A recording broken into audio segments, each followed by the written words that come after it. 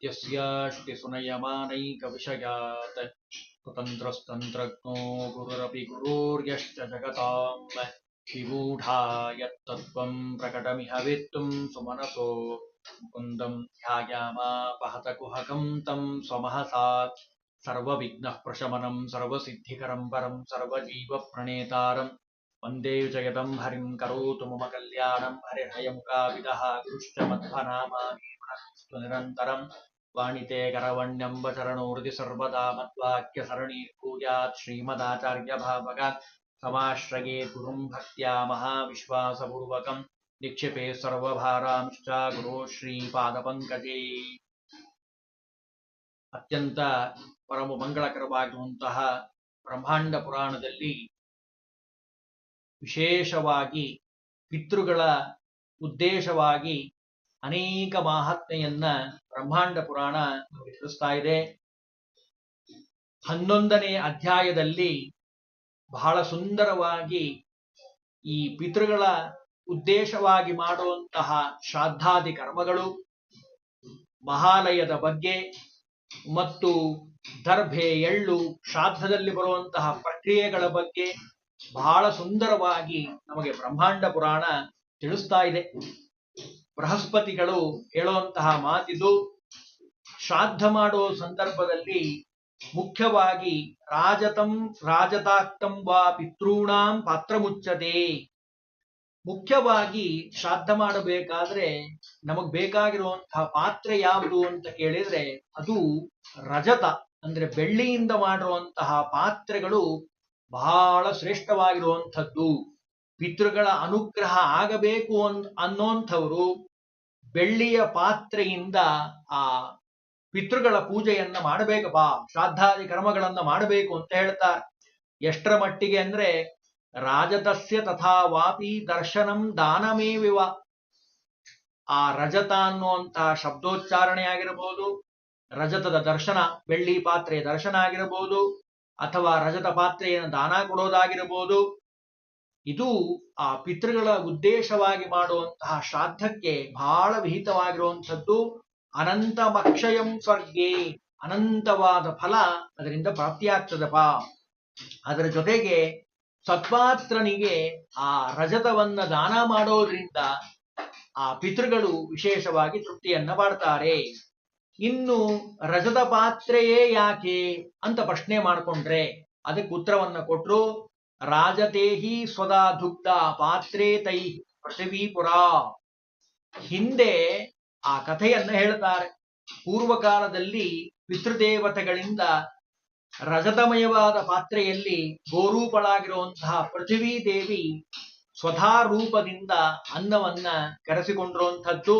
ಹಾಗಾಗಿ ಅಕ್ಷಯವಾದ ಫಲ ಅದು ರಜತ ಪಾತ್ರೆಯಿಂದ ಕರ್ಮವನ್ನ ಮಾಡಿದಾಗ ರುದ್ರದೇವರ ಕಣ್ಣಿನಿಂದ ಉತ್ಪತ್ತಿಯಾಗಿರುವಂಥದ್ದು. ಆದ್ದರಿಂದ ಆ ರಜತ ಅದು ಭಾರಿ ವಿಶೇಷವಾದ ಫಲವನ್ನು ಕೊಡ್ತಾ ಇದೆಪ್ಪ. ಇದರ ಜೊತೆಗೆ ಕೃಷ್ಣಾಂಜನದ ಸನ್ನಿಧಾನದಲ್ಲಿ ಯಾರು ಶ್ರಾದ್ದಾದಿ ಕರ್ಮಗಳನ್ನ ಮಾಡ್ತಾರೋ ಅದನ್ನು ಹೇಳ್ಬಿಡ್ತಾರೆ. ಕೃಷ್ಣಾಂಜನಸ್ಯ ಸಾನ್ನಿಧ್ಯಂ ದರ್ಶನಂ ದಾನಮೇವಿವ. ಕೃಷ್ಣಾಂಜನ ಸನ್ನಿಧಾನ, ಆ ಸನ್ನಿಧಾನದಲ್ಲಿ ಯಾರು ಶ್ರಾದ್ದಾದಿ ಕರ್ಮಗಳನ್ನ ಮಾಡ್ತಾರೋ ಅವರಿಗೆ ವಿಶೇಷವಾಗಿ ಬ್ರಹ್ಮವರ್ಚಸ್ಸು, ಪಶು, ಪುತ್ರ ಮುಂತಾದ ಎಲ್ಲ ಫಲ ಅವರಿಗೆ ಸಿಗ್ತಾ ಇದೆ. ರಾಕ್ಷಸ ಸಂಹಾರ ಆಗುವಂಥದ್ದು, ಪಿತೃಗಳ ಅನುಗ್ರಹ ಆಗುವಂಥದ್ದು, ಅಷ್ಟು ಅದಕ್ಕೆ ಮಹತ್ವವನ್ನು ಕೊಟ್ಟಿದ್ದಾರೆ. ಇನ್ನು ಕನಕಂ ರಾಜತಂ ಪಾತ್ರಂ ದೌಹಿತ್ರಂ ಕುತಪಸ್ಥಿಲಾಹ ವಸ್ತೂನಿ ಪಾವನೀಯಾನಿ ತ್ರಿದಂಡಿ ಯೋಗವೇವ. ಪಿತೃಕಾರ್ಯ ಮಾಡುವಂತಹ ಸಂದರ್ಭದಲ್ಲಿ ವಿಶೇಷವಾಗಿ ಇವೆಲ್ಲ ಇರಬೇಕಂತೆ. ಏನೇನಿರಬೇಕು? ಕನಕಂ ಸುವರ್ಣ, ರಜತ ಪಾತ್ರ, ದೌಹಿತ್ರ ಅಂದ್ರೆ ಮಗಳ ಮಗ, ಕುತಪ ಕಾಲ, ಕು ಅಂದ್ರೆ ಭೂಮಿ, ತಪ ಅಂದ್ರೆ ಕಾಯೋಂಥದ್ದು. ಭೂಮಿ ಕಾಯೋಂತಹ ಸಮಯ ಯಾವುದು? 12 ಗಂಟೆ ಸಮಯ. ಆ ಸಮಯಕ್ಕೆ ಪಿಂಡ ಪ್ರದಾನ ಮಾಡಬೇಕು ಅಂತ ಹೇಳ್ತಾರೆ ಶ್ರಾದ್ದಾದಿ ಕರ್ಮಗಳಲ್ಲಿ. ಪಕ್ಷ ಮಾಡುವಂತಹ ಸಂದರ್ಭದಲ್ಲಿ ಭಾದ್ರಪದ ಮಾಸದಲ್ಲಿ ಸಮಯವನ್ನ ಹೇಳಿಲ್ಲ. ಆದಷ್ಟು ಬೇಗ ಆ ಪಕ್ಷ ಶ್ರಾದ್ದವನ್ನು ಮಾಡಬೇಕು. ಇನ್ನು ತಿಲ ಅಂದ್ರೆ ಎಳ್ಳು, ಅದು ಅತ್ಯಂತ ಅವಶ್ಯಕವಾಗಿರುವಂಥದ್ದು. ಈ ಮೂರರ ಸಂಬಂಧ ಎಲ್ಲಿ ಸೇರ್ತದಲ್ಲ ಅದು ಭಾರಿ ಪರಮ ಪವಿತ್ರವಾಗಿರುವಂಥದ್ದು. ಅಂದ್ರೆ ದೌಹಿತ್ರ, ಕುತಪ, ತಿಲ ಈ ಮೂರರ ಸಂಪರ್ಕ ಆಗಬೇಕು. ಮಗಳ ಮಗ ಯೋಗ್ಯನಾಗಿರುವಂಥವನು, ಅದರ ಬಗ್ಗೆನೂ ಹೇಳ್ತದೆ ಮುಂದೆ ಬ್ರಹ್ಮಾಂಡ ಪುರಾಣ. ಯಾರನ್ನ ಊಟಕ್ಕೆ ಕರಿಬೇಕು, ಯಾರನ್ನ ಕರಿಬಾರದು ಅಂತ ಪ್ರಾರಂಭದಲ್ಲಿ ಹೇಳ್ತಾರೆ. ಮೂರಿರಬೇಕು. ಒಂದು ಕುತಪ ಕಾಲ, ಸರಿಯಾದ ಸಮಯಕ್ಕೆ ಶ್ರಾದ್ದ ಯಾವಾಗ ಮಾಡಿ ಅಂತ ಹೇಳಿದ್ದಾರೋ ಆ ಸಮಯಕ್ಕೆ ಪಿಂಡ ಪ್ರದಾನ ಮಾಡಬೇಕು. ಎರಡನೇದ್ದು ಕುತಪ ಕಾಲ, ಒಂದನೇದ್ದು ಕುತಪ ಕಾಲ, ಎರಡನೇದ್ದು ದೌಹಿತ್ರ, ಮೂರನೇದ್ದು ತಿಲ ಎಳ್ಳು. ಈ ಮೂರು ಪವಿತ್ರವಾಗಿರುವಂಥದ್ದು. ಅದರಲ್ಲೂ ಶ್ರಾದ್ದ ಕರ್ಮದಲ್ಲಿ ಬ್ರಹ್ಮ ನಿರ್ಮಿತವಾಗಿರುವಂತಹ ಈ ಶ್ರಾದ್ದಾದಿ ಕರ್ಮಗಳನ್ನು ಯಾರು ಮಾಡ್ತಾರೋ ಅವನಿಗೇನಾಗತ್ತೆ? ಆಯುಃಕೀರ್ತಿ ಪ್ರಜಾ, ಆಯಸ್ಸು ಅಭಿವೃದ್ಧಿ ಆಗತ್ತೆ. ಯಾಕೆ? ಪಿತೃದೇವತೆಗಳ ಅನುಗ್ರಹ ಮಾಡ್ತಾರೆ. ಎರಡನೇದ್ದು ಪ್ರಜ್ಞೆ, ಒಳ್ಳೆ ಬುದ್ಧಿ ಬರ್ತದೆ, ಜ್ಞಾನ ಐಶ್ವರ್ಯ ಬರ್ತದೆ. ಎಲ್ಲವನ್ನ ಪಿತೃದೇವತೆಗಳು ಅನುಗ್ರಹ ಮಾಡ್ತಾರಪ್ಪ. ಅದರಲ್ಲೂ ಮಾಡೋ ವಿಧಾನವನ್ನ ಹೇಳ್ತಾರೆ, ಹೇಗೆ ಮಾಡಬೇಕು. ದಕ್ಷಿಣ ಮತ್ತು ಪೂರ್ವ ಇವೆರಡರ ಮಧ್ಯದಲ್ಲಿ ಆ ಕರ್ಮವನ್ನ ಮಾಡಬೇಕಂತ. ದಕ್ಷಿಣ ಮತ್ತು ಪೂರ್ವ ದಿಕ್ಕುಗಳ ಮಧ್ಯಭಾಗದಲ್ಲಿ ಅಂದ್ರೆ ಆಗ್ನೇಯ ದಿಕ್ಕಿನಲ್ಲಿ ಒಂದು ವೇದಿಯನ್ನ ಚೆನ್ನಾಗಿ ನಿರ್ಮಾಣವನ್ನ ಮಾಡಬೇಕು. ಆ ವೇದಿಕೆಯ ಮೇಲೆ ಶ್ರಾದ್ದಾದಿ ಕರ್ಮಗಳನ್ನ ಮಾಡಬೇಕು ಅಂತಾರೆ. ದಿಶಿ ದಕ್ಷಿಣ ಪೂರ್ವಸ್ಯಾಂ ವೇದಿಸ್ಥಾನಂ ನಿವೇದಯೇ. ಆ ಜಾಗದಲ್ಲಿ ಮಾಡೋದ್ರಿಂದ ಪಿತೃದೇವತೆಗಳು ಸಂತೃಪ್ತಿಯಾಗ್ತಾರೆ. ಇನ್ನು ಈ ಜಾಗ ಏನಿದೆ ಅಲ್ಲ, ಆ ಜಾಗದಲ್ಲಿ ಶುದ್ಧವಾದ ಗೋಮಯದಿಂದ ಸಾರಿಸಿ ಆ ಜಾಗವನ್ನು ಶುದ್ಧ ಮಾಡಬೇಕು ಅಂತ ಹೇಳ್ತಾರೆ. ಅಂದ್ರೆ ಗೋವಿನ ಮಹತ್ವವನ್ನು ತಿಳಿಸಬೇಕಾಗಿದೆ. ಹಾಗಾಗಿ ಈ ಮಾತನ್ನ ಹೇಳ್ತಾರೆ. ಪಾವಯೇ, ಪವಿತ್ರವಾಗಿ ಮಾಡುವಂಥದ್ದು ಆ ಗೋಮಯ. ಆ ಗೋಮಯದಿಂದ ಆ ಜಾಗವನ್ನ ಶುದ್ಧೀಕರಣ ಮಾಡಬೇಕು. ಇದಾದ ಮೇಲೆ ಪಿತೃಯಜ್ಞವನ್ನ ಯಾರು ಆಚರಣೆಯನ್ನ ಮಾಡ್ತಾನೋ ಅವನಿಗೆ ಆಗುವಂತಹ ಲಾಭ ಹೇಳ್ತಾರೆ ಒಂದು ಶ್ಲೋಕದಲ್ಲಿ. ಪುಷ್ಟಿ, ಐಶ್ವರ್ಯ, ಆಯುಷ್ಯ ಮತ್ತು ಸಂತತಿ ಇವೆಲ್ಲವೂ ಈ ಲೋಕದಲ್ಲಿ ಸಿಗ್ತದೆ. ಈ ಲೋಕವನ್ನ ಅನುಭವಿಸಿ ಸ್ವರ್ಗಲೋಕಕ್ಕೆ ಹೋದಾಗ ಸೌಖ್ಯದ ಸಂಪತ್ತಿಯನ್ನು ಅವನು ಪಡಿತಾನಪ್ಪ. ಅದನ್ನು ಹೇಳ್ತಾರೆ. ಮೋಕ್ಷಂಚ ಲಭತೆ ಚಕ್ರಮಾತ್, ಮುಂದೆ ಮೋಕ್ಷವನ್ನು ಪಡಿತಾನೆ. ಇದರ ಜೊತೆಗೆ ಪಿತೃಯಜ್ಞ ಅಂತ ನಾವೇನ್ ಕರಿತೀವಲ್ಲ, ಅದು ಅಶ್ವಮೇಧ ಮಾಡಿದಂತ ಫಲ ಕೊಡ್ತದೆ. ಅಶ್ವಮೇಧ ಫಲಂ ಹೇತು ದ್ವಿಜೈ ಸಂಸ್ಕೃತ್ಯ ಪೂಜಿತಂ. ಜ್ಞಾನಿಗಳನ್ನ ಕರೆದು ಶ್ರಾದ್ದದ ದಿವಸ ಅವರನ್ನ ಆರಾಧನೆ ಮಾಡೋದ್ರಿಂದ ಅಶ್ವಮೇಧ ಮಾಡಿದಂಥ ಫಲ ಬರ್ತದೆ. ಅದರಲ್ಲೂ ಶ್ರಾದ್ದ ಮಾಡೋ ಸಂದರ್ಭದಲ್ಲಿ ಒಂದು ಮಂತ್ರ ಹೇಳ್ತಾರೆ. ಸಾಮಾನ್ಯವಾಗಿ ಎಲ್ರಿಗೂ ಗೊತ್ತಿರುವಂತಹ ಮಂತ್ರ. ಅದು ಎಲ್ಲಿಂದು ಅಂತ ಕೇಳಿದ್ರೆ ಬ್ರಹ್ಮಾಂಡ ಪುರಾಣದಲ್ಲಿದೆ. ದೇವತಾಭ್ಯ ಪಿತೃಭ್ಯಶ್ಚ ಮಹಾಯೋಗಿಭ್ಯ ಏವಚ ನಮಸ್ವಾಹಾಯೈ ಸ್ವಧಾಯೈ ನಿತ್ಯಮೇವ ಭವತ್ಯುತ. ಪ್ರಾರಂಭದಲ್ಲಿ ಶ್ಲೋಕ ಪ್ರಾರಂಭದ ಮಾಡಿಕೊಂಡು ಭವೇತ್ಯುತ ಅನ್ನುವಲ್ಲಿ ಮುಗಿತದೆ ಅಂತ ಶ್ಲೋಕಕಾರ ಹೇಳ್ಬಿಡ್ತಾರೆ ಬ್ರಹ್ಮಾಂಡ ಪುರಾಣದಲ್ಲಿ. ಆದ್ಯಾವಸಾನೇ ಶ್ರಾದ್ದಸ್ಯ ತ್ರಿರಾವೃತ್ರತ ಜಪೇತ್ ಸದಾ. ಈ ಶ್ಲೋಕವನ್ನ ಕನಿಷ್ಠ 3 ಬಾರಿ ಶ್ರಾದ್ದ ಮುಗಿಯೋ ಸಂದರ್ಭದಲ್ಲಿ 3 ಬಾರಿ ಹೇಳಬೇಕಂತ, ಅಷ್ಟು ಅದಕ್ಕೆ ಮಹತ್ವ ಕೊಟ್ಟಿದ್ದಾರೆ. ಯಾಕಿದನ್ನು ಹೇಳಬೇಕು? ದೇವತೆ, ಪಿತೃ, ಮಹಾಯೋಗಿ, ಸ್ವಾಹ, ಸ್ವಧ ಇವರೆಲ್ಲರನ್ನೂ ಇಲ್ಲಿ ಸೇರಿಸಿದ್ದಾರೆ. ಈ ಮಂತ್ರದಲ್ಲಿ ಇರುವಂತಹ ಅರ್ಥ ಇದೆ ಅಲ್ಲ, ಬಹಳ ಶ್ರೇಷ್ಠವಾಗಿರುವಂಥದ್ದು. ಈ ಮಂತ್ರವನ್ನ ಹೇಳ್ತಾ ಯಾರು ಪಿತೃಗಳಿಗೆ ನಮಸ್ಕಾರವನ್ನ ಮಾಡ್ತಾರೋ ಅವರಿಗೆ ಪಿತೃಗಳ ಅನುಗ್ರಹ ಆಗತ್ತೆ. ರಾಕ್ಷಸರು ದೂರವಾಗಿ ಹೋಗ್ತಾರೆ. ಕ್ಷಿಪ್ರಮಾಯಾಂತಿ ಪಿತರೋ ರಕ್ಷಾಂಸಿ ಪ್ರದ್ರವಂತಿ ಚ. ಬ್ರಹ್ಮಾಂಡ ಪುರಾಣ ನಮಗೆ ತಿಳಿಸಿ ಹೇಳ್ತದೆ. ಹಾಗಾಗಿ ಈ ಶ್ಲೋಕವನ್ನ 3 ಬಾರಿ, ಕನಿಷ್ಠ 3 ಬಾರಿ ಆ ಮಂತ್ರವನ್ನ ಹೇಳಬೇಕಪ್ಪ. ಅದರಲ್ಲೂ ಪಿತೃಗಳ ಉದ್ದೇಶವಾಗಿ ಮಾಡುವಂತಹ ಏನು ಕರ್ಮ ಇದೆ ಅಲ್ಲ, ಪಠ್ಯಮಾನ ಸದಾ ಶ್ರಾದ್ಧೆ ನೇತೈರ್ ಬ್ರಹ್ಮವಾದಿಭಿ. ಜ್ಞಾನಿಗಳನ್ನ ಕರೆದು ಭಕ್ತಿಯಿಂದ ಪೂಜೆ ಮಾಡಿ ಪಿಂಡ ಪ್ರದಾನ ಪೂರ್ವಕವಾಗಿ ಮಾಡಿದ್ದೇ ಆದ್ರೆ ರಾಜ್ಯಕಾಮೋ ಜಪೇದ್ವೇಷ ಸದಾ ಮಂತ್ರ ಮತೀಂದ್ರತಃ. ರಾಜ್ಯ ಬೇಕು ಅನ್ನೋಂಥವನಿಗೆ ರಾಜ್ಯ ಸಿಗ್ತಾ ಇದೆ. ಮಂತ್ರವನ್ನ ಜಪ ಮಾಡೋದ್ರಿಂದ ಅವನಿಗೆ ವೀರ್ಯ, ಶೌರ್ಯ, ಧನ, ಸತ್ವ, ಆಯುಷ್ಯ, ಬುದ್ಧಿ ಎಲ್ಲವನ್ನೂ ಆ ಪಿತೃದೇವತೆಗಳು ಅನುಗ್ರಹವಾಗಿ ಕೊಡ್ತಾರಪ್ಪ. ಅದರಲ್ಲೂ ಈ ಪಿತೃದೇವತೆಗಳೇನಿದ್ದಾರಲ್ಲ ಅವರಲ್ಲಿ ಅನೇಕ ಬಗೆ ಇದೆ. ಅದರಲ್ಲಿ ಮುಖ್ಯವಾಗಿ 2 ವಿಭಾಗ ಮಾಡಿದ್ದಾರೆ. ಅಮೂರ್ತಾನಾಂ ಸಮೂರ್ತಾನಾಂ ಪಿತೃಣಾಂ ದೀಪ್ತ ತೇಜಸಾಂ. ಅಮೂರ್ತರು ಮತ್ತು ಸಮೂರ್ತರು ಅಂತ ಹೇಳಿ ಎರಡು ವಿಭಾಗ ಮಾಡಿದ್ದಾರೆ. ಮುಖ್ಯವಾಗಿ ಇಂದ್ರಾದಿ ದೇವತೆಗಳು, ದಕ್ಷ, ಮರೀಚಿ, ಪ್ರಜಾಪತಿ, ಸಪ್ತಋಷಿಗಳು ಪಿತೃಗಳ ಗಣದಲ್ಲಿ ನಾಯಕರಾಗಿ ಅನೇಕ ಕರ್ಮಗಳನ್ನ ದೇವತೆಗಳು ಮಾಡುವಂಥವ್ರು. ಅವರನ್ನೆಲ್ಲ ನಮಸ್ಕಾರ ಮಾಡ್ತೀನಿ ಅಂತಾರೆ. ಸಪ್ತರ್ಷೀಣಾಂ ಪಿತೃಣಾಂಚ ನಾ ತಾನ್ನಮಸ್ಯಾಮಿ ಕಾಮದಾನ್. ಇನ್ನು ಮುಂದೆ ಹೇಳ್ತಾರೆ, ಪಿತೃಗಳಿಗೆ ನಾನು ನಮಸ್ಕಾರವನ್ನ ಮಾಡ್ತಾ ಇದ್ದೀನಿ. ಅದರಲ್ಲೂ ನಕ್ಷತ್ರ, ಗ್ರಹ, ವಾಯು, ಅಗ್ನಿ, ಯಾವ ಪೃಥಿವಿ ದೇವತೆ ಗಣಗಳಲ್ಲಿ ಸೇರಿರುವಂತಹ ಎಲ್ಲ ದೇವತೆಗಳಿಗೆ ನಾನು ನಮಸ್ಕಾರವನ್ನ ಮಾಡ್ತೇನೆ. ಇನ್ನು ದೇವರ್ಷೀಣಾಂಚ ನೇತಾರಃ ಸರ್ವಲೋಕ ನಮಸ್ಕೃತಾಃ ತ್ರಾತಾರ ಸರ್ವಭೂತಾನಾಂ ನಮಸ್ಯಾಮಿ ಪಿತಾಮಹಾನ್. ಬ್ರಹ್ಮಾದಿ ದೇವತೆಗಳೆಲ್ಲ ಕೂತು ವಿಶೇಷವಾಗಿ ನಮಗೆ ಅನುಗ್ರಹ ಮಾಡ್ತಾರೆ ಪಿತೃಗಳಲ್ಲಿ. ಹಾಗಾಗಿ ಅವರಿಗೂ ನಾನು ನಮಸ್ಕಾರವನ್ನ ಮಾಡ್ತಾ ಇದ್ದೇನೆ. ಅಗ್ನಿ, ಪ್ರಜಾಪತಿ, ಸೋಮ, ಯಮ, ಯೋಗೀಶ್ವರ ಇವರೆಲ್ಲ ಅಂಜಲಿ ಬದ್ಧರಾಗಿ ನಾನು ನಮಸ್ಕಾರ ಮಾಡ್ತೇನೆ ಅಂತ ಹೇಳಿ ಮುಂದೆ ಹೇಳ್ತಾರೆ. ಇನ್ನು ಅಮೂರ್ತಾನಾಂಚ ಮೂರ್ತಾನಾಂ ಅಂತ ಶ್ಲೋಕ ಇದೆ. ನಾನೀಗಿನ್ನು ಹೇಳಿದೆ. ಆ ಶ್ಲೋಕದಿಂದ ಪ್ರಾರಂಭ ಮಾಡಿಕೊಂಡು ಇಡೀ ಶ್ರಾದ್ದ ಮುಗಿಯುವಂತಹ ಸಂದರ್ಭದಲ್ಲಿ ಆ ಪ್ರಯೋಗ ಪೂರ್ವಕವಾಗಿ ಯಾರು ಕರ್ಮವನ್ನ ಮಾಡ್ತಾರೋ ಅವರಿಗೆ ವಿಶೇಷವಾಗಿ ಫಲ ಏನು ಸಿಗ್ತದೆ ಅಂತ ಕೇಳಿದ್ರೆ, ಇಡೀ ಸಪ್ತದ್ವೀಪವನ್ನ, ಸಪ್ತದ್ವೀಪ ಅಂದ್ರೆ ಏನ್ರಿ, ನಮ್ಮ ಭಾರತ ದೇಶವನ್ನೇ ನಾವು ಸರಿಯಾಗಿ ನೋಡಿಲ್ಲ. ಎಷ್ಟೋ ಜನ ಪೂರ್ಣವಾಗಿ ನೋಡ್ಲಿಕ್ಕೆ ಸಾಧ್ಯ ಆಗಿಲ್ಲ. ಇಡೀ ಮನುಷ್ಯನ ಆಯುಷ್ಯ ಸಿಕ್ಕರೂ ಸಪ್ತದ್ವೀಪಗಳನ್ನು ನೋಡೋದು ಕಷ್ಟ ಇದೆ. ಆ ಸಪ್ತದ್ವೀಪಗಳನ್ನ ಸಮುದ್ರ ಸಹಿತವಾಗಿ ದಾನ ಮಾಡಿದ್ರೆ ಏನು ಫಲ ಬರಬೇಕು, ಆ ಫಲ ಜ್ಞಾನಿಗೆ ಶ್ರಾದ್ದದ ದಿವಸ ಭಕ್ಷ್ಯ ಭೋಜ್ಯಾದಿಗಳನ್ನ ಹಾಕೋದ್ರಿಂದ ಬರ್ತದೆ. ಯತ್ಕಿಂಚಿತ್ ಪಚ್ಚತೆ ಗೇಹೆ ಭಕ್ಷಂ ವಾ ಭೋಜ್ಯಮೇವವಾ. ಅಷ್ಟು ಅದಕ್ಕೆ ಮಹತ್ವವನ್ನು ಕೊಟ್ಟಿದ್ದಾರೆ. ಅದರಲ್ಲೂ ಯೇಷು ಯಚ್ಚ ಫಲಂ ಪ್ರೋಕ್ತಂ ತನ್ಮೇ ನಿಗತ ಶೃಣು. ಬಹಳ ಹೇಳಲಿಕ್ಕೆ ಹೋಗೋದಿಲ್ಲ, ಒಂದೆರಡು ಮಾತನ್ನ ಹೇಳ್ತೀನಿ ಕೇಳ್ರಿ ಅಂತಾರೆ. ಒಂದೆರಡು ಮಾತು ಅಂದ್ರೆ 50-60 ಶ್ಲೋಕದಲ್ಲಿ ಹೇಳ್ತಾರೆ. ಬ್ರಹ್ಮಾಂಡ ಪುರಾಣ ಹೇಳ್ತದೆ. ಸಾಮಾನ್ಯವಾಗಿ ಶ್ರಾದ್ದ ಮಾಡುವಂತ ಸಂದರ್ಭದಲ್ಲಿ ದೊನ್ನೆಗಳನ್ನ ಬಳಸ್ತಾರೆ. ಎಲ್ಲರೂ ಬಳಸ್ತಾರೆ. ಶ್ರಾದ್ದ ಮಾಡೋರಿಗೆ ಎಲ್ಲರಿಗೂ ಗೊತ್ತಿರುವಂತಹ ವಿಷಯ ಇದು. ದೊನ್ನೆಯನ್ನ ಬಳಸ್ತಾರೆ. ಯಾವ ದೊನ್ನೆಯಿಂದ ಶ್ರಾದ್ದ ಮಾಡಿದ್ರೆ ಏನು ಫಲ ಅಂತ ಬ್ರಹ್ಮಾಂಡ ಪುರಾಣ ಹೇಳ್ತದೆ. ಬಹಳ ಸ್ವಾರಸ್ಯಕರವಾದ ರಹಸ್ಯವಾದ ವಿಷಯವನ್ನ ತಿಳಿಸ್ತಾ ಇದೆ. ಮೊದಲನೇದಾಗಿ ಹೇಳ್ಬಿಡ್ತಾರೆ, ಪಲಾಶೇ ಬ್ರಹ್ಮವರ್ಚಸ್ವಾಂ ಅಶ್ವತ್ಥೇ ವಸುಧ ಅಸುಭಾವನಾ. ನೋಡಿ ಎಷ್ಟು ಸುಂದರವಾಗಿ ಹೇಳ್ತದೆ ಅಂದ್ರೆ, ಒಂದೊಂದು ಪತ್ರದಿಂದ, ಅಂದ್ರೆ ಪತ್ರ ಅಂದ್ರೆ ಎಲೆ, ಪರ್ಣದಿಂದ ಮಾಡೋದ್ರಿಂದ ಬರುವಂತಹ ಫಲ ಏನು ಅಂತ ತಿಳಿಸ್ತಾರೆ. ಮೊದಲನೇದಾಗಿ ಪಲಾಶ ಪತ್ರ, ಅದರಿಂದ ಮಾಡಿದ್ರೆ ಬರುವಂತಹ ಫಲ ಏನು, ಬ್ರಹ್ಮವರ್ಚಸ್ಸು ಪ್ರಾಪ್ತಿಯಾಗತ್ತೆ.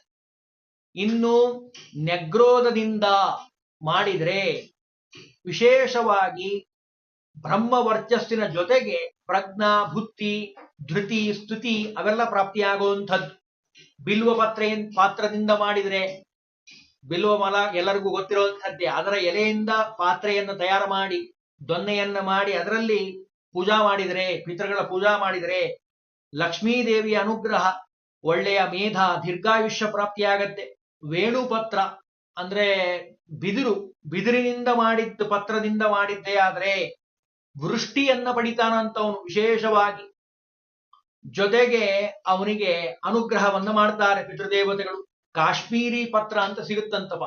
ಆ ಕಾಶ್ಮೀರಿ ಪತ್ರದಿಂದ, ಎಲೆಯಿಂದ ಮಾಡಿದ್ದೇ ಆದ್ರೆ ರಾಕ್ಷಸ ಸಂಹಾರ ಆಗುವಂಥದ್ದು, ಕೀರ್ತಿಯ ಲಾಭ ಆಗುವಂಥದ್ದು, ಅದನ್ನೆಲ್ಲ ಹೇಳ್ತದೆ. ಇನ್ನು ಇದರ ಜೊತೆಗೆ ಈ ಎಲ್ಲ ಉತ್ತಮ ಪಾತ್ರೆಗಳನ್ನ ಬಳಸಿ, ಆ ಪತ್ರದಿಂದ ಮಾಡುವಂತಹ ಪಾತ್ರೆಗಳನ್ನ ಬಳಸಿ ಶ್ರಾದ್ದಾದಿ ಕರ್ಮಗಳನ್ನ ಮಾಡಬೇಕಪ್ಪ.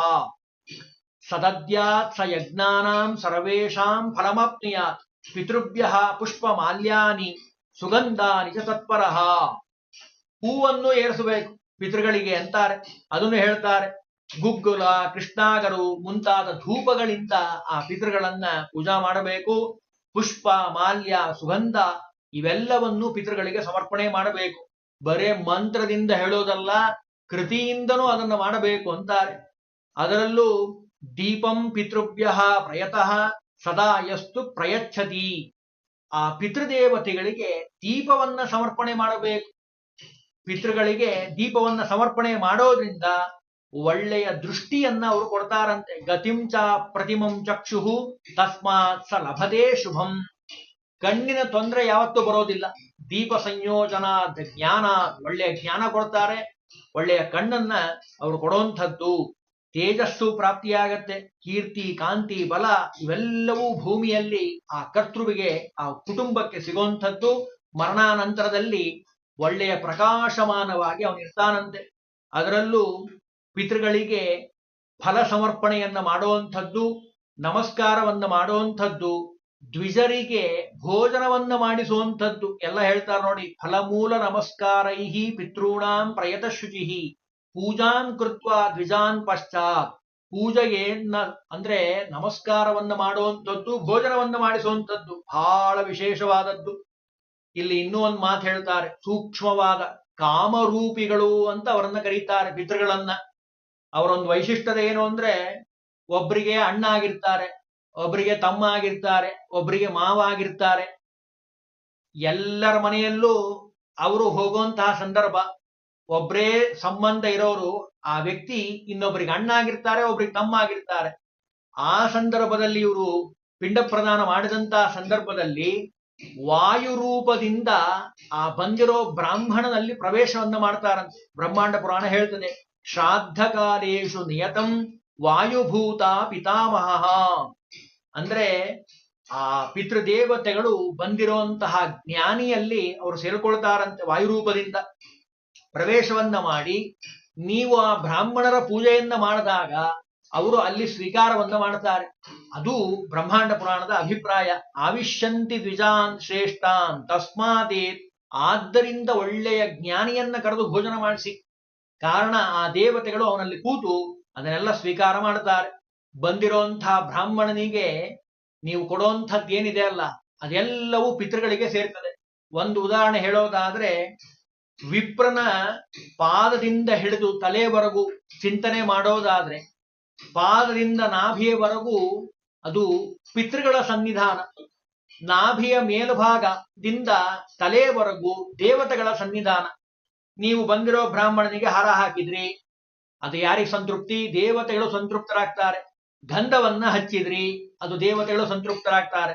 ಪಾದ ಪ್ರಕ್ಷಾಳನೆ ಮಾಡಿದ್ರಿ, ಕಾಲನ್ನ ತೊಳೆದ್ರಿ, ಅವಾಗ ಪಿತೃಗಳು ಸಂತೃಪ್ತರಾಗ್ತಾರೆ. ಅದನ್ನೆಲ್ಲ ಹೇಳ್ಬಿಡ್ತಾರೆ ನೋಡಿ. ಬ್ರಾಹ್ಮಣರನ್ನ ಕರೆದ ಮೇಲೆ ಅವರಿಗೆ ವಸ್ತ್ರವನ್ನ ಕೊಡೋದು, ರತ್ನವನ್ನ ದಾನ ಮಾಡುವಂಥದ್ದು, ಭಕ್ಷ್ಯ ಭೋಜ್ಯಾದಿಗಳನ್ನ ಕೊಡುವಂಥದ್ದು, ಗೋದಾನವನ್ನ ಮಾಡುವಂಥದ್ದು, ಗ್ರಾಮಗಳನ್ನ ಕೊಡುವಂಥದ್ದು, ಇವೆಲ್ಲವೂ ಪಿತೃಗಳಿಗೆ ಬಹಳ ಸಂತೋಷವಾಗುವಂಥದ್ದು. ಅದರಲ್ಲೂ ಸದಾಚಾರದಿಂದ ಕೂಡಿರುವಂತಹ ಜ್ಞಾನಿ ಏನಿದ್ದಾನಲ್ಲ, ಅವನನ್ನ ಪೂಜಾ ಮಾಡಿದ್ರೆ ಭವಂತಿ ಪಿತರ ಪ್ರೀತ ಪೂಜಿತೇಷು ದ್ವಿಜಾತಿಷು ತಸ್ಮಾದತ್ಯತ್ನೇನ ವಿಧಿವತ್. ಪೂಜಾ ಮಾಡ್ರಿ ಅಂತ ಹೇಳಿದ್ರೆ ನಿಮ್ ಮನ್ಸಿಗೆ ಬಂದ ಹಾಗೆ ಮಾಡೋದಲ್ಲ, ಶ್ರಾದ್ದದಲ್ಲಿ ಪ್ರಯೋಗ ಇದೆ. ಆ ರೀತಿಯಾಗಿ ಭಕ್ತಿಯಿಂದ ಪೂಜೆಯನ್ನ ಮಾಡಿದ್ದೇ ಆದ್ರೆ ವಿಶೇಷವಾಗಿ ಪಿತೃಗಳು ಅನುಗ್ರಹವನ್ನ ಮಾಡ್ತಾರೆ. ಜ್ಞಾನಿಯಾದಂತಹ ಯಜಮಾನ, ಆ ಕರ್ತೃ ಏನಿದ್ದಾನಲ್ಲ, ಅವನು ದರ್ಬೆ, ಪಿಂಡ, ಎಳ್ಳು ಮತ್ತು ನೀರು ಸಹಿತವಾಗಿ ಆ ಪಿತೃಗಳನ್ನ ಸಂತೋಷಪಡಿಸಬೇಕಂತೆ. ಧರ್ಬಾನ್ ಪಿಂಡಾಂ ಸ್ತತಾ ಭಕ್ಷಾನ್ ಪುಷ್ಪಾಣಿ ವಿವಿಧಾನಿ ಚ. ಗಂಧವನ್ನ, ಮಾಲೆಯನ್ನ, ಗೋಪೀಚಂದನವನ್ನ, ಆಮೇಲೆ ವಸ್ತ್ರವನ್ನ ಎಲ್ಲವನ್ನ ಕೊಡೋದ್ರಿಂದ ವಿಶೇಷವಾಗಿ ಆ ಪಿತೃಗಳು ಅನುಗ್ರಹವನ್ನ ಮಾಡ್ತಾರಪ್ಪ. ಮಾಡೋ ಸಂದರ್ಭದಲ್ಲಿ ಅಪಸೌವ್ಯಂ ಪಿತೃಭ್ಯಶ್ಚ ತದ್ಯಾದ್ ಅಂಜನಮುತ್ತಮಂ ಅಂತಾರೆ. ಪ್ರಯೋಗದಲ್ಲಿದೆ, ಪ್ರಯೋಗ ಮಾಡಿಸಬೇಕಾದ್ರೆ ಮಾಡಿಸ್ತಾರೆ.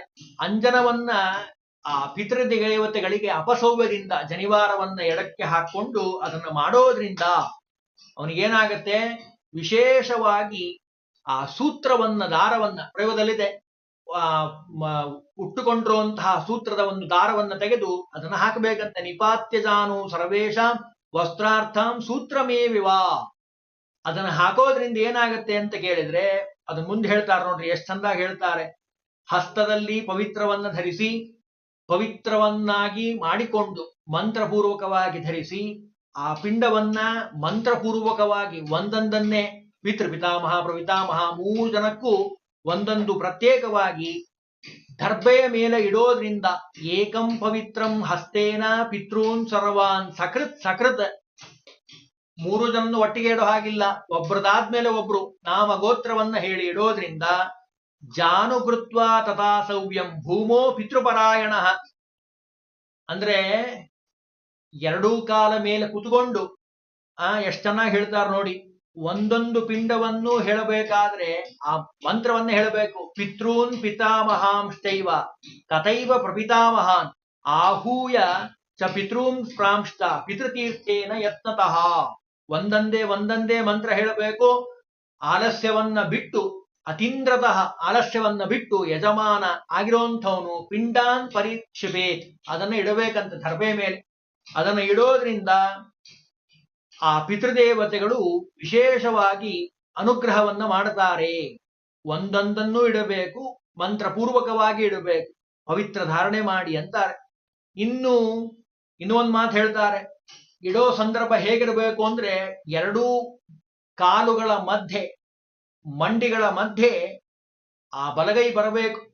ಬರುವಂತಹ ಸಂದರ್ಭದಲ್ಲಿ ಜನಿವಾರವನ್ನ ಎಡಕ್ಕೆ ಹಾಕೊಂಡು ಅದನ್ನ ನಾಮಗೋತ್ರವನ್ನು ಉಚ್ಚಾರ ಮಾಡಿ ಪಿಂಡವನ್ನ ಇಡಬೇಕು ಅಂತಾರೆ. ಅದನ್ನೆಲ್ಲ ಹೇಳ್ಬಿಡ್ತಾರೆ ನೋಡಿ, ಓದ್ಬಿಡ್ತೀನಿ ಒಂದ್ಸಾರಿ.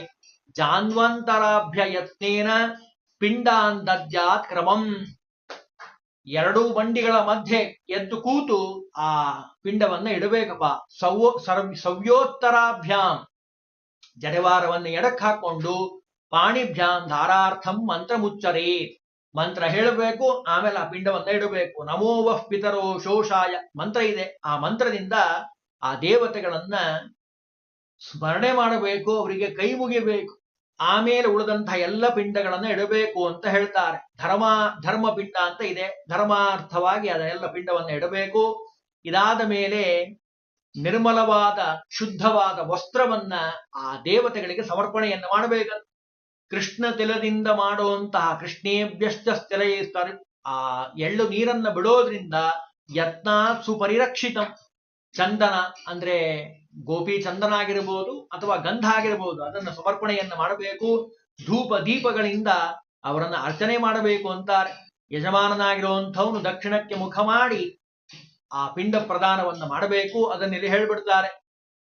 ಪೂಜೆಗೆ ಯಜಮಾನಸ್ತು ವಿಧಿವದ್ ದಕ್ಷಿಣಾಮುಖ ತೇಷಾಂ ಅಭಿಮುಖೋ ದದ್ಯಾ ದರ್ಭಾನ್ ಪಿಂಡಾಂಶ್ಚ ಯತ್ನತಃ. ದಕ್ಷಿಣಕ್ಕೆ ಮುಖ ಮಾಡಿ ಅವನು ಮುಂದೆಡೆ ಆ ದರ್ಬೆಯನ್ನ ಹಾಸಿ 3 ಪಿಂಡಗಳನ್ನ, ಪಕ್ಷ ಮಾಸದಲ್ಲಿ ಎಲ್ಲರೂ ಬರ್ತಾರೆ, ಶ್ರಾದ್ದ ಮಾಡಿದ್ರೆ 3 ಜನ ಬರ್ತಾರೆ, ಆ ರೀತಿಯಾಗಿ ಎಲ್ಲವನ್ನ ಇಡಬೇಕಪ್ಪ. ಆ ಪಿಂಡವನ್ನ ಇಡೋದ್ರಿಂದ ವಿಶೇಷವಾಗಿ ರತ್ನಿ ಮಾತ್ರ ಪ್ರಮಾಣೀನ, ಮುಷ್ಟಿ ಪ್ರಮಾಣದಲ್ಲಿ ಅದಕ್ಕೊಂದೊಂದು ಪ್ರಮಾಣ ಹೇಳಿದ್ದಾರೆ. ಪಕ್ಷ ಮಾಸದಲ್ಲಿ ಹೇಗಿಡಬೇಕು, ಆಮೇಲೆ ಮಾಸಾನುಮಾಸಿಕದಲ್ಲಿ ಹೇಗಿಡಬೇಕು, ಪ್ರಮಾಣ ಇದೆ. ಆ ರೀತಿಯಾಗಿ ಪ್ರಮಾಣ ಪೂರ್ವಕವಾಗಿ ಆ ಪಿಂಡ ಪ್ರದಾನವನ್ನ ಮಾಡಬೇಕು. ಇದನ್ನ ಮಾಡೋದ್ರಿಂದ ಅವನಲ್ಲಿ ಎಲ್ಲ ರೀತಿಯ ಪಿಂಡ ನಿರ್ವಾಣ ದೇಶಾಂ ಕರ್ತವ್ಯಂ ಭೂತಿ ಮಿಚ್ಛತಾ. ಭೂತಿ ಅಂದ್ರೆ ಸಂಪತ್ತು, ಲಕ್ಷ್ಮೀದೇವಿ ಅಂತ ಅರ್ಥ ಇದೆ. ವಿಭೂತಿ ಅಂತ ಕೇಳಿದ್ದೇವೆ ನಾವು. ಭೂತಿ ಅಂದ್ರೆ ಲಕ್ಷ್ಮಿ, ಸಂಪತ್ತು, ಅದನ್ನ ಕೊಡ್ತಾರೆ. ಪ್ರಜ್ಞಾ ಪುಷ್ಟಿರ್ ಜ್ಯೋತಿರ್ ಪ್ರಜ್ಞಾ ಕೀರ್ತಿಕಾಂತಿ ಸಮನ್ವಿತಾಹ, ಎಲ್ಲವನ್ನು ಆ ಪಿತೃದೇವತೆಗಳು ಕೊಡ್ತಾ ಇದ್ದಾರಪ್ಪ. ಹಾಗಾಗಿ ಅವಶ್ಯವಾಗಿ ಆ ಪಿಂಡ ಪ್ರದಾನಾದಿ ಕರ್ಮಗಳನ್ನ ಮಾಡಬೇಕು ಅಂತ ಹೇಳಿದ್ರು. ಇದರ ಜೊತೆಗೆ ಯಾರು ಆ ಪಿಂಡ ಪ್ರದಾನವನ್ನ ಮಾಡ್ತಾರೋ, ಶ್ರದ್ಧಾದಿ ಕರ್ಮಗಳನ್ನ, ಅವರು ಯಾವ್ಯಾವ ಮನಸ್ಸಿನ ಅಪೇಕ್ಷೆಯನ್ನ ಪಡ್ತಾರೋ, ಮನಸಾಕಾಂಕ್ಷತೆ ಎಷ್ಟು ಮನಸ್ಸಿನಲ್ಲಿ ಏನ್ ಚಿಂತನೆ ಮಾಡ್ತಾರೋ ಅದೆಲ್ಲವನ್ನು ಆ ಪಿತೃದೇವತೆಗಳು ಅನುಗ್ರಹವನ್ನ ಮಾಡ್ತಾರೆ. ಅಷ್ಟು ಅದಕ್ಕೆ ಮಹತ್ವವನ್ನು ಕೊಟ್ಟಿದ್ದಾರೆ. ಮಗನಾಗಿ ಹುಟ್ಟಿದ ಮೇಲೆ ಮಾಡಲೇಬೇಕಾಗಿರುವಂತಹ ಕರ್ತವ್ಯ ಯಾವುದು? ಅದು ಶ್ರಾದ್ದಾದಿ ಕರ್ಮ, ಪಿತೃಗಳ ಉದ್ದೇಶವಾಗಿ ಮಾಡುವಂತಹ ಕರ್ಮ. ಅದನ್ನ ಯಾರು ಮಾಡ್ತಾರೋ ಅವರಿಗೆ ವಿಶೇಷವಾಗಿ ಅನುಗ್ರಹವನ್ನ ಮಾಡ್ತಾರೆ. ಕೊನೆಗೊಂದು ಮಾತು ಹೇಳ್ತಾರೆ. ಅಗ್ನಯೇ ಕವ್ಯವಾಹನಾಯ ಸ್ವಧಾ ಅಂಗೀರಸೇ ನಮಃ, ಸೋಮಾಯ ವೈ ಪಿತೃಮತೆ ಸ್ವಧಾ ಅಂಗೀರಸೇ ನಮಃ. ಅಲ್ಲಿ ಅಗ್ನಿ ಇರ್ತಾನೆ, ಅಗ್ನಿಯಲ್ಲಿ ಆಹುತಿಯನ್ನ ಕೊಡಬೇಕು. ಆ ಮಂತ್ರ ಯಾವುದು? ಅಗ್ನಯೇ ಕವ್ಯವಾಹನಾಯ. ಪ್ರಯೋಗದಲ್ಲಿದೆ, ಅದನ್ನೆಲ್ಲ ಬ್ರಹ್ಮಾಂಡ ಪುರಾಣ ವರ್ಣನೆ ಮಾಡಿ ಹೇಳ್ತಿದೆ. ಸೋಮಾಯ ವೈ ಪಿತೃಮತೆ ಸ್ವಧಾ ಮಂತ್ರ ಇದೆ. ಆ ಮಂತ್ರದಿಂದ ಅಗ್ನಿಗೆ ಆಹುತಿಯನ್ನ ಕೊಡಬೇಕಪ್ಪ. ಶ್ರಾದ್ದ ಅನ್ನುವಂಥದ್ದು ಯಜ್ಞ. ಪಿತೃಗಳನ್ನ ಆವಾಹನೆ ಮಾಡಿ ಸ್ವಧಾ ಶಬ್ದೋಚ್ಚಾರಣೆ ಮಾಡಿ ಹೋಮ ಜಪ ನಮಸ್ಕಾರ ಪ್ರೋಕ್ಷಣೆ ಇವೆಲ್ಲವೂ ಶ್ರಾದ್ದದಲ್ಲಿ ಬರುವಂತಹ ಪ್ರಕ್ರಿಯೆ. ಇವೆಲ್ಲವನ್ನ ಮಾಡ್ತಾನೆ ಆ ಕರ್ತೃವಾಗಿರುವಂಥವನು. ಜ್ಞಾನಿಯಿಂದ ಮಾಡಿಸ್ಕೊಳ್ಬೇಕು ಆ ಕರ್ಮವನ್ನ ಅಂತಾರೆ. ಅಲ್ಪೇನಾಂಧನೋವಾ ವೃಕ್ಷೋ ಅಗ್ನಿರ ವಿಸ್ಫುಲಿಂಗ, ಎಷ್ಟೆಲ್ಲ ಹೇಳ್ತಾರೆ ನೋಡಿ. ಅಗ್ನಿಯಿಂದ ಹೇಗೆ ಪಾಪಗಳೆಲ್ಲ ಆ ಇಂಧನ ನಾಶ ಆಗಿ ಹೋಗ್ತದೋ ಹಾಗೆ ಸರ್ವಸಿದ್ಧಿಯನ್ನ ತಂದುಕೊಡ್ತದೆ ಆ ಯಜ್ಞ, ಪಿತೃಯಜ್ಞ ಅಂತಾರೆ.